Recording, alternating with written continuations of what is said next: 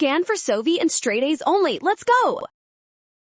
Calculus derivatives can be super fast if you know the product rule. Let's find the derivative of this function and solve for 3 right now.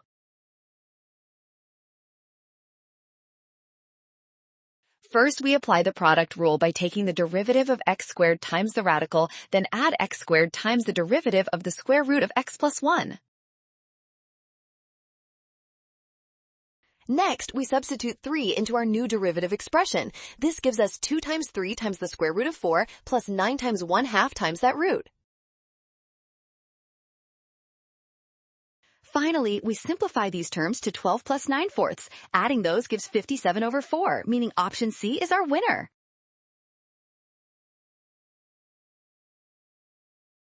Well done! Scan the code. You can learn better with Sovi. Avoid a rush to prevent sign errors and always check your steps carefully.